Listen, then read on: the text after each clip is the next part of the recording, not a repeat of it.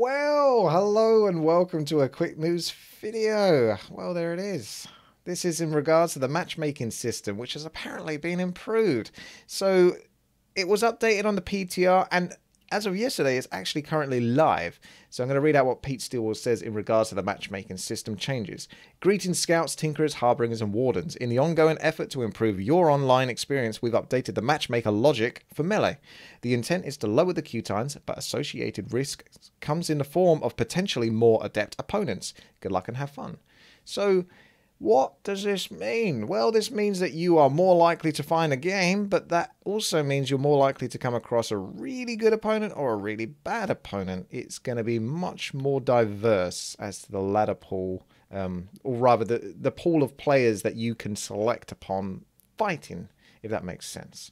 So we're going to take a look at an example of one of these games that was played actually today, but very early in the morning, 12:50 a.m. So that could be responsible for it because there's going to be less players, which means there's more likelihood of there being a diversity between a good player and a bad player's stats, you know, meeting one another in 1v1. So we'll take a look at Demetrion, the Orc player.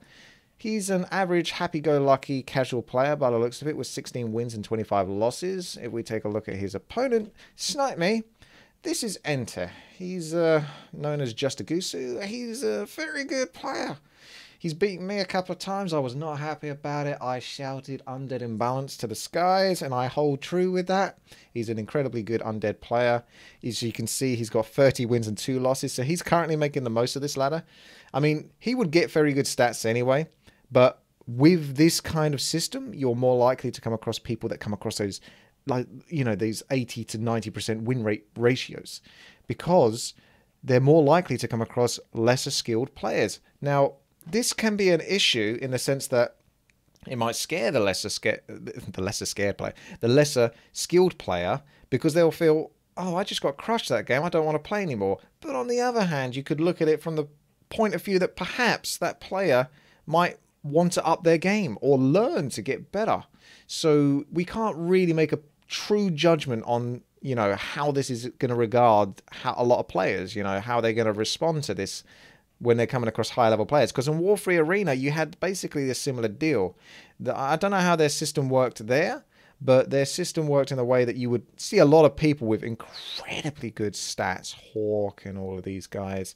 War Chief Rich doesn't play anymore, but he was another one of those. They were just people with astronomically good stats to, you know, win to loss ratio, because there was enough people that were willing to try to learn, but obviously just couldn't beat these people because they were superior players. At the end of the day, you can learn to get better at this game, but at the end of the day, you know, there's always going to be someone better than you, unless you're the best, and then there's only one person that can be that. So we want to take a look here at the next Blizz post that goes in regard that talks a little bit about how this works. Although, to be quite frank, I still don't actually know, but you'll see what I mean in a moment. It's about buckets. So Pete Steele says, friends, the original logic was matching players across 160 buckets.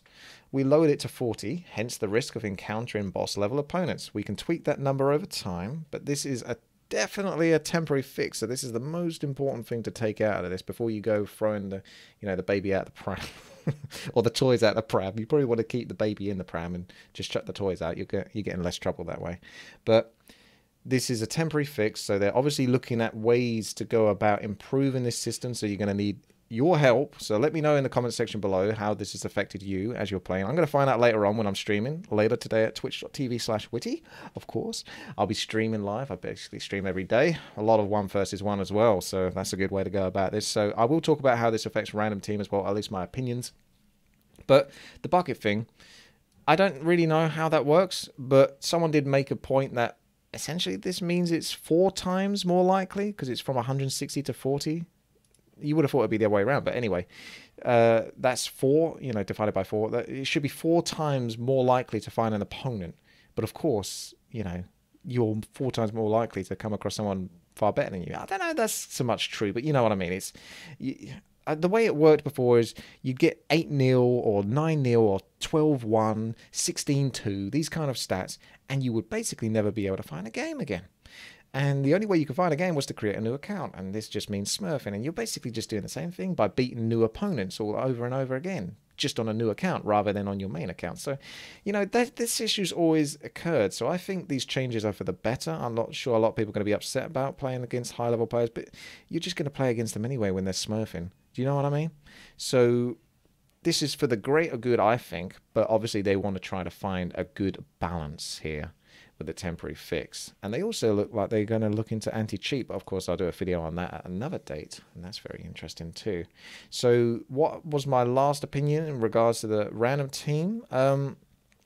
I think it's probably for the best. Random team, you're going to get bad players no matter what you do, even if you do take a long time searching for it. And I think this is more important in random team than it is in 1 versus 1. So I don't know whether they can make it separate for each ladder type. Because when I played 1 versus 1, I didn't have the best stats, but I did get rank 1, but I could still find games. You know what I mean? When I got rank 1 in 4 versus 4 RT, or as I was going to rank 1 in 4 versus 4 RT, the length it would take me to find a game was absurd. I could sometimes search for 16 hours of the day and not find a single game in random team. But in 1 versus 1, going for rank 1, I would find multiple games throughout that day.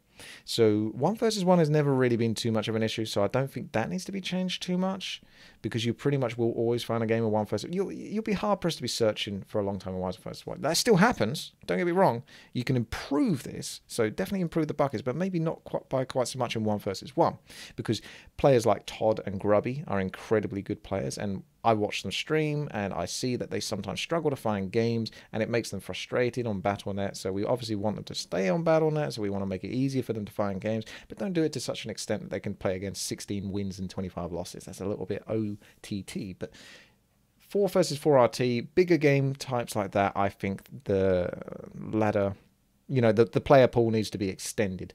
You will get frustrated with bad allies, but it's random team. It's going to happen no matter what you do. It is what you basically accept, and I've learned to accept it painfully the last few days as I've been playing random team. So it's been happening anyway before these changes. So let me know what you think in the comment section below in regards to these changes. Do you think it's a good thing? Are you looking forward to being able to play against the best of the best accidentally on your noob account? Or are you looking forward to getting 40 wins and 0 losses? Because this brings back the days, the old school days actually. I had an account, Racer Dynasty. I either had 39 wins and 1 loss or 49 wins and 1 loss, because obviously there was a lot lesser skilled players back then. So there was a lot of chance to get, you know, almost 100% win rate through 30 to 40 games. That was the best win rate I think I ever got. And that was fun back in the day to do that. So I did enjoy that. Obviously it's not so fun for the 39 or 49 people that I played. But, you know, I guess they can still learn from... Yeah, I mean, you guys let me know. I'm very interested. This is definitely a controversial issue, and I think a lot of people are going to be swinging from one side to the other. But I think this is for the greater good in the long run. But in the short term, it might be a little bit painful. Thank you guys very much for watching and listening. Take care, and I will see you in the next one. Bye-bye.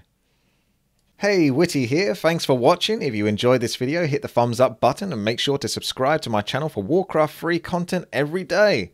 Just click the bell icon next to the subscribe button to be notified of the latest Warcraft free news. You can check out even more at WTiiWarcraft.com to stay in the loop. There's blogs, topics on interacting with me and others at my Twitch, forums, and more. Don't forget to follow me at WTiiWarcraft on Twitter to get all the latest. And come watch me live almost every day at twitch.tv/Witty. If you'd like to go that extra mile and support this channel and everything I do, then you are welcome to join me and become a Patreon at patreon.com/WTiiWarcraft. Thank you so much and take care. Bye bye.